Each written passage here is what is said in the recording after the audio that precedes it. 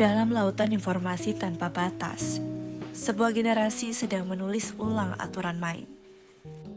Mereka bukan hanya konsumen konten, tapi juga arsitek masa depan mereka sendiri.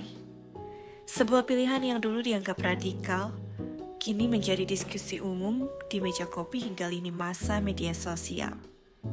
Child free, keputusan untuk tidak memiliki anak. Tapi pertanyaannya, mengapa? Mengapa Gen Z, generasi paling terhubung dalam sejarah, justru banyak yang memilih jalan ini?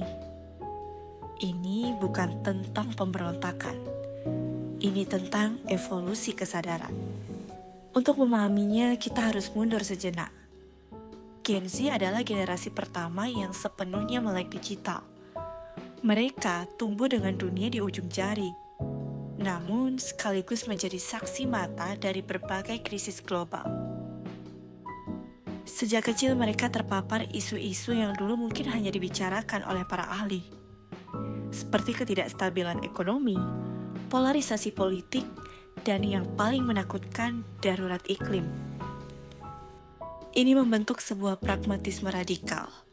Mereka terbiasa menganalisis risiko dan menimbang konsekuensi dari setiap pilihan besar dalam hidup.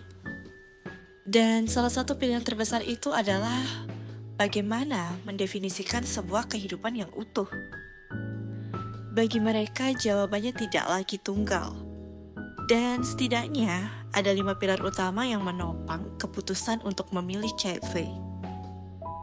Pilar pertama, dan mungkin yang paling logis, yaitu kalkulasi ekonomi. Gen Z sangat sadar akan realita finansial. Mereka tahu betul bahwa membesarkan anak hingga dewasa di era sekarang membutuhkan biaya yang luar biasa besar. Ini bukan lagi sekedar soal ada rezekinya.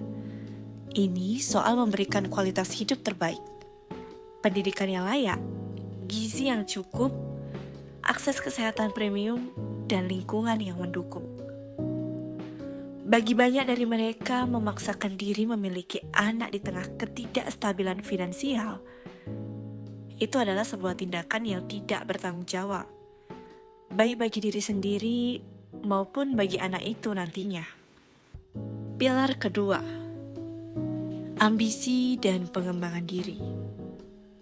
Generasi ini melihat hidup sebagai kanvas kosong yang harus diisi dengan pengalaman dan pencapaian personal.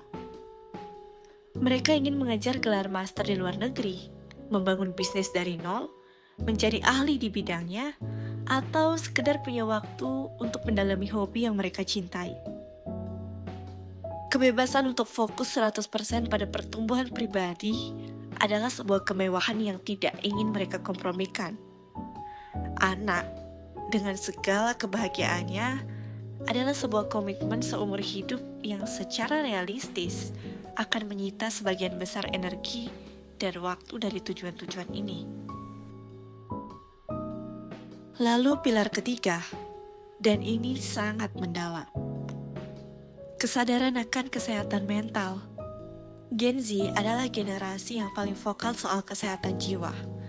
Mereka memahami konsep seperti luka batin masa kecil atau generational trauma. Banyak dari mereka yang bertekad untuk memutus rantai tersebut. Mereka tidak ingin mewariskan kecemasan, pola asuh yang salah, atau tekanan emosional yang mungkin pernah mereka alami.